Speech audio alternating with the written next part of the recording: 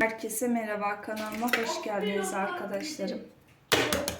Çocukların beslenmesi için kaşık dökmesi hazırlıyorum. Şöyle yumurtamı güzelce çırptım. Su bardağı da yoğurt ekliyorum. Pankekten çok bunu ben yapıyorum. Ve daha güzel oluyor. Böyle peynir tadında oluyor. Peynir ne ya? Börek tadında oluyor. Şöyle birazcık tuz ekleyeceğim. Bir paket kabartma tozu.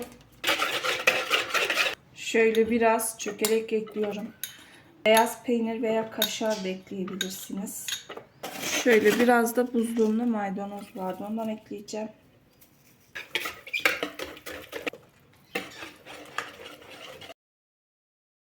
Tavamı hafif yağladım. Böyle dökelim, pişsinler bakalım.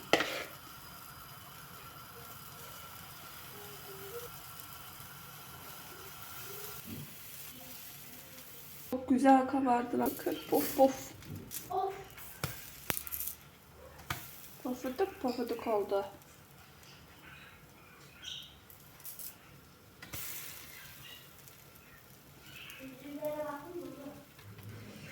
Civcivleri boş ver, şimdi üstünü giyin.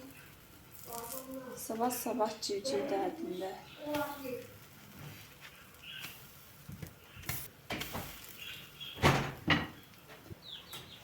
Anne şunu dün masama koymuşum.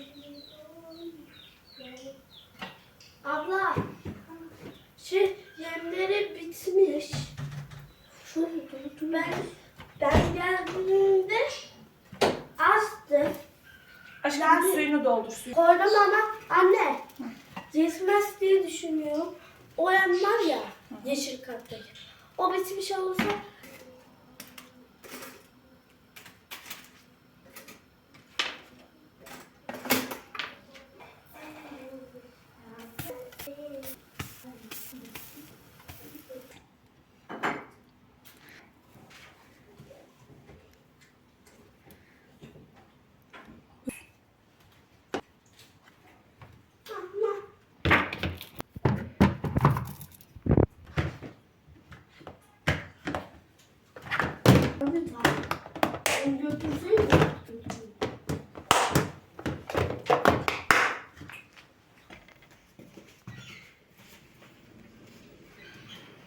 Şöyle bir hamur yoğurdum.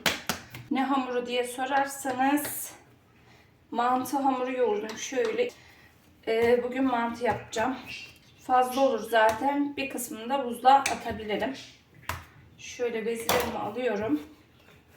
Biraz dinlensin. Ondan sonra açarız. Mantıyı bayağıdır da yapmıyorum. Ramazandan önce yapmıştım oruca. Onlar bitti. Yani Ramazan'da bitti onlar zaten. Şimdi şöyle biraz tekrar yapayım dedim. Bizim evde mantı çok seviliyor. Özellikle Ayşe mantı hastası. Hiçbir yemeği iştahla yemez ama mantıya gelince benden çok yer. Kız eziyetli şeyleri seviyor. Onu da bir ara sağlık ocağına götüreceğim. En son götürdüğümde kilosu az demişti. Aile hekimimiz zaten az da, yani zayıf. Hem de boyu da bakıyorum yaşlarına göre daha kısa. Onun için bir kan verdireyim diyorum. Bir gün onun içinde okula gitmemesi gerekiyor. Sabah ondan önce alıyorlar bizim burada. Pazartesi günü veya çarşamba günü. Ama şimdi sınavlara yaklaşıyor, bilmiyorum. Belki de okullar tatil olunca götürürüm. Ya da sınavlardan sonra götüreceğim bakalım. Şöyle hamurlarımı leğene alıyorum. Bunlar biraz dinlensin. Dinlenince biraz daha kolay açılıyorlar. Şöyle 6 tane bezim oldu. Bunun üzerini kapatıp dinlenmeye alıyorum. Şu 3 çekmeceyi bir düzenleyeyim diyorum arkadaşlar. Burası çok kirli değil. Çünkü geçenlerde yine bunu yıkadım. Kaşıklık zaten en çok kirlenen yer mutfakta, bu 3 çekmece. Burası dağıldı bayağı. Şurayı bir düzenleyeceğim. Ve burası. Bakın havlular falan. Ya ben aslında düzenli kullanıyorum ama çocuklar alttan falan bir şey çekiyor. Bakın hep kaymış. Şurayı bir boşaltalım.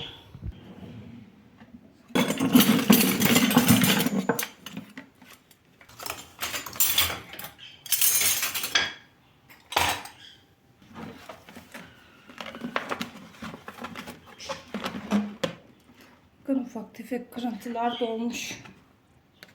Şimdi şurayı hemen bir silelim. Temiz temiz yerleştirelim tekrar.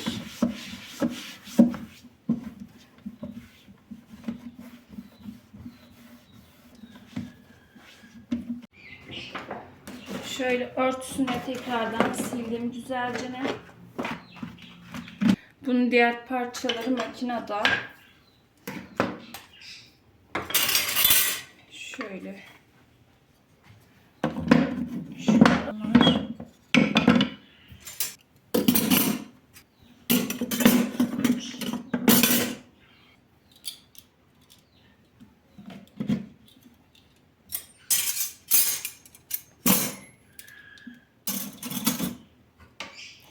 Şunu aslında kaldırsam mı diyorum.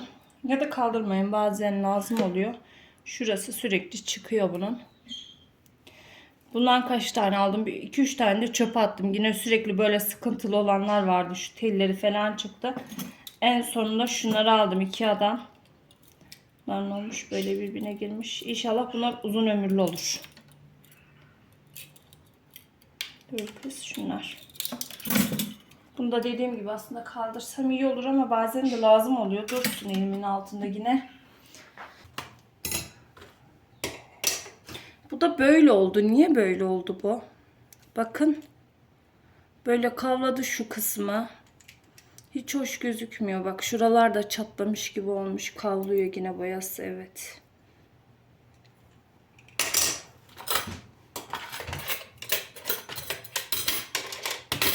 İçi kirlenmiş. Ben bunu hemen bir yıkayayım.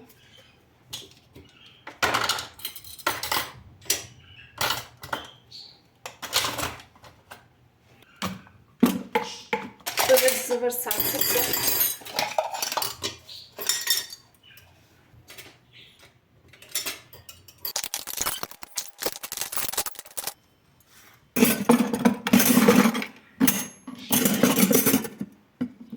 Evet, birkaç parça makinede benim için en kullanışlı şekli bu şekilde arkadaşlar. Şimdi alta geçelim.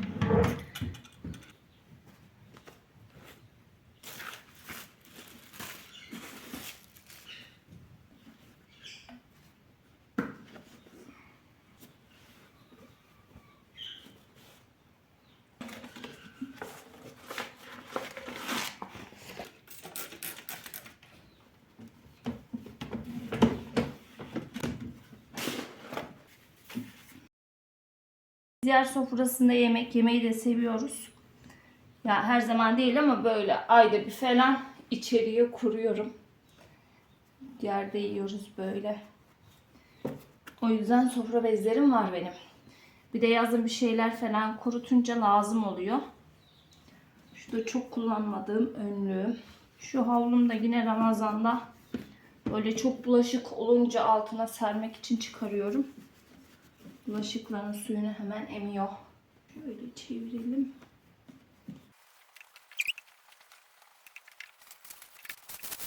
Çekmecelerim böyle oldu. Zaten çok kirli değildi de böyle ufak tefek kırıntılar vardı.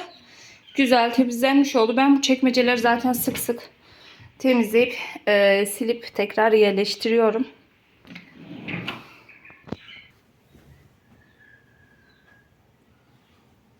Benim büyük bir sofram yok. O yüzden de şu küçük bazlama yaptığım tahtada yapacağım.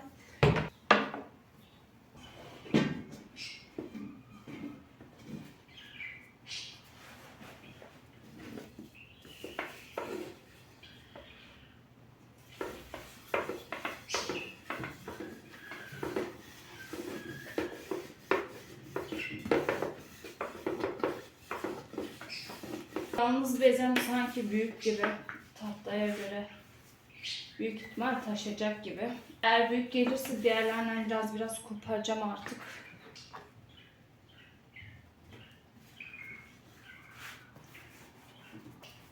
Ay bugün hava o kadar güzel ki. Artık yaz geldi.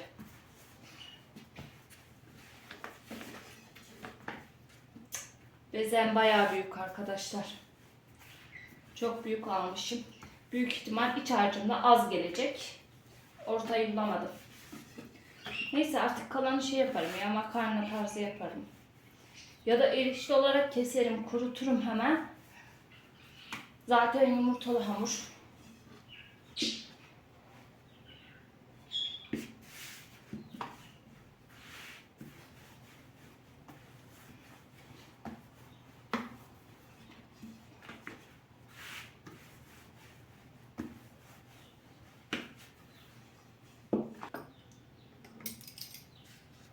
Hamurumu kestim. Mecburen. İlk bezde hata yaptık. Diğerlerini artık biraz daha küçülteceğim. Ondan sonra açarım.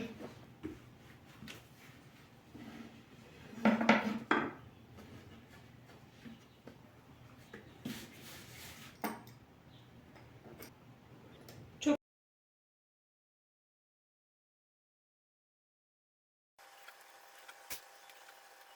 kesim konusunda berbatım, bakın. Hepsi yamuk gitti.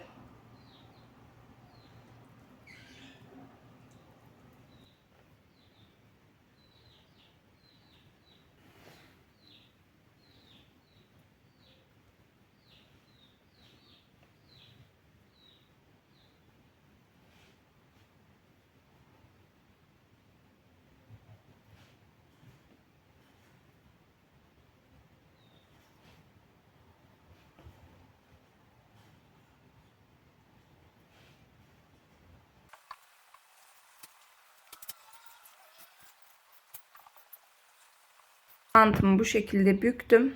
Yarısını yaptım. Şimdi o sofra bezinin altına koymuştum kurumasın diye. Onu da şimdi hemen kesip katlayacağım. Çok hafif de un serpeceğim ki yapışmasın. Diğerini açana kadar.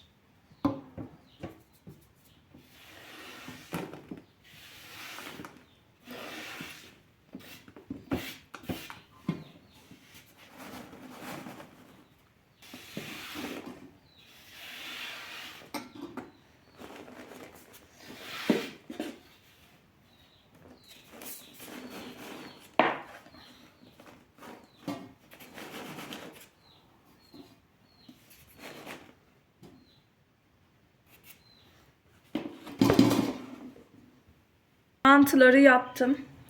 Mantılar hepsi bitti. Ama ben de bittim. Şöyle koyayım sizlere göstereyim. Kız yer yok. Bakın şöyle yaptım. Demiştim birazını kasnakta yaparım mantı kalıbında ama sonradan geri böyle yaptım. Kendime eziyet etmeyi pek severim. Ama sırtım falan şu anda çok kötü ağrıyor. Şöyle şundan birazını da alırım. Ondan sonra geri kalanını haşlayacağım. Doya doya yesinler. Ayşe çok seviyor. Yani hepimiz seviyoruz. Böyle Ayşe diyorum ya, başka yemeği yemez ama bunu böyle 2 tabak yer. O yüzden bayağı bir haşlayacağım. Dünden başka az bir çorbam var. Başka da bir şey yapmam. Mantıyla çorbayla yerler. Poğaçadan zaten yapacağım. Ondan atıştırırlar yine çayın yanına. Şöyle şunu dondurdum. Bakın bu ilk yaptığım tepsi bayağı dolmuş. Bunu böyle şimdi tane tane ayırıp poşetleyeceğim. Bu daha çok donmamış. Evet, bu bayağı var daha. Bunu tekrar buzluğa atayım. Şunu paketleyeyim. Bunu da haşlayalım. Böyle. Günün hasılatı. Bayağı uğraştırdı, yorucu. Ama güzel oluyor. Hazır buzlukta da bulunması. Zaten çok sık yapmıyorum. Yaptığım zaman da böyle biraz yapıp buzluğa atıyorum.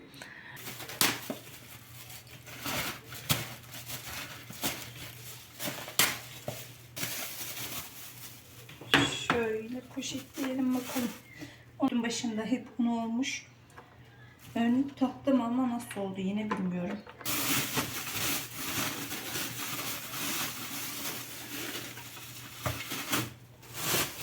Şunun başına o tepsideki dolunca birazcık daha eklerim, az oldu bu. Böyle arkadaşlar. Bunları tekrar buzluğa atıyorum. Malzemelerimi hazırladım arkadaşlar. Biraz poğaça yapayım dedim. Hem de yarın çocukların beslenmesine koyarım. 2 ölçü yapacağım. Biraz fazla yapıp buzluğa atarım. Şimdi okuldan gelince de yine bunlar atıştırır. O yüzden biraz fazla olsun istiyorum. Yanlış koydum. Akını hamurun içine koyacağım. Sarılarını da üzerine sürmek için ayıracağım. Yumurtaların kabukları o kadar ince ki içine kaçırmamak için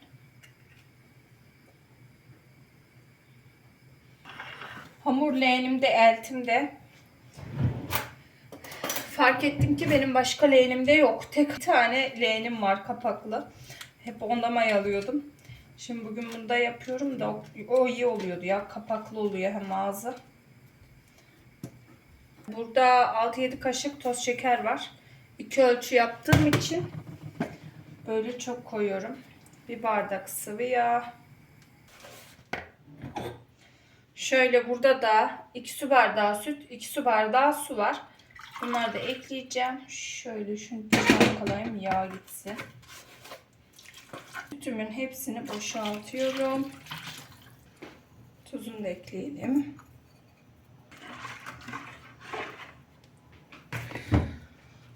Şöyle un kovanını da yanıma alayım.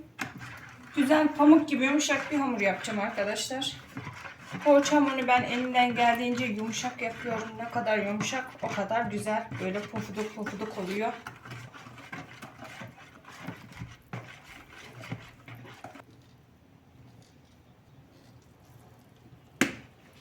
Hamurumu böyle yoğurdum. Leğenim biraz dediğim gibi küçük geldi.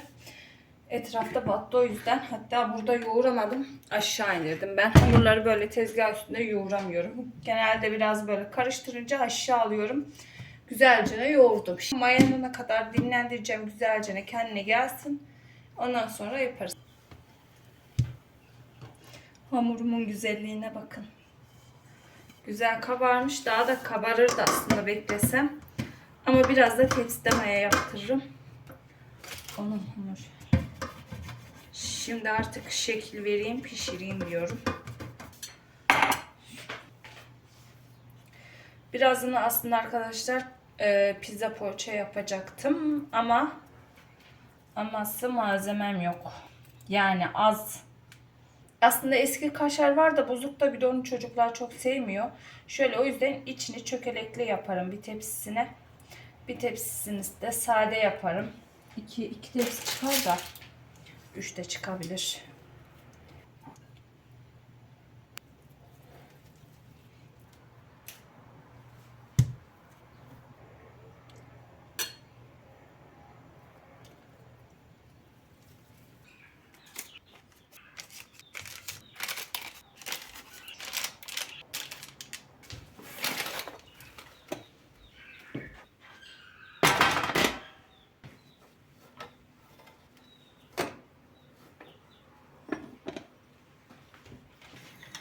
Poğaçalar tepsi mayasını aldı arkadaşlar. Fırını da açtım, ısınıyor. Şöyle yumurta sarılarına birazcık pudra şekeri, 2 çay kaşığı kadar da pekmez koydum. Böyle üzeri daha güzel kızarıyor. Yalnız tripod gidiyor. Tamam, şöyle hemen yumurta sarılarını sürüp fırına vereceğim. Güzelce pişsinler.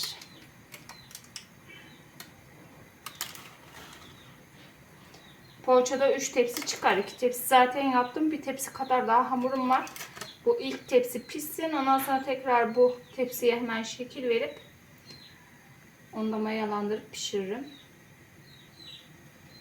Biraz da susam serpeceğim. Ben susamı çok seviyorum. Poğaçada, börekte.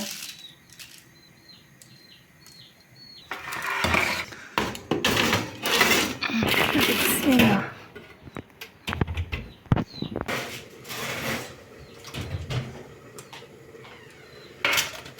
Poğaçalarım pişti. Bakın. Yumuşacık, çok sıcaklar. Şimdi bunların üstünü örteyim sofra beziyle, güzel ılısınlar. Daha doğrusu soğusunlar. Ondan sonra buzluğa kaldırırım. Şimdi hemen ikinci tepsiyi de vereyim fırına. Poğaçalarımı böyle buraya aldım arkadaşlar. Şöyle bir tanesini de açtım, yiyeceğim sıcak sıcak, bakın. Çok güzel pişmiş içi.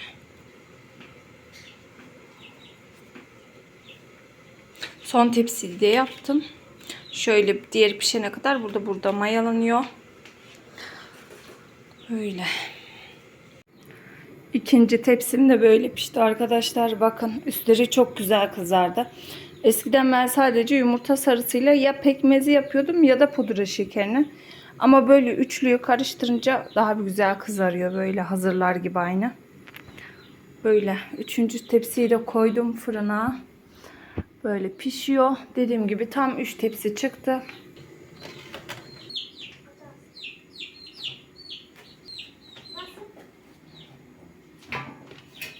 Bir de eşim gelirken toprak mahsullerinden şu kropondan almış. Bu çok güzel oluyor böyle fındıklı. Çocukların beslenmesine de koyuyorum bazen böyle atıştırmalık olarak. Bir de neyi fındık ezmesi almış böyle. Şu çok güzel.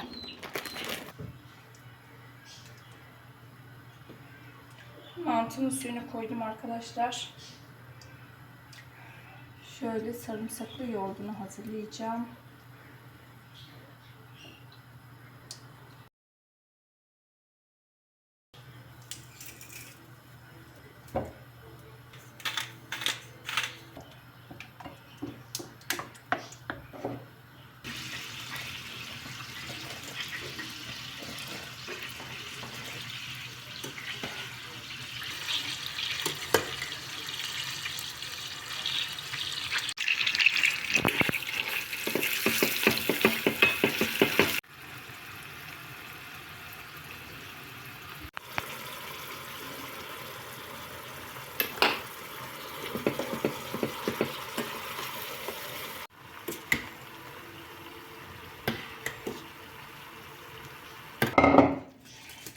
Mantım haşlandı arkadaşlar. Şöyle artık yoğurtla birleştirelim.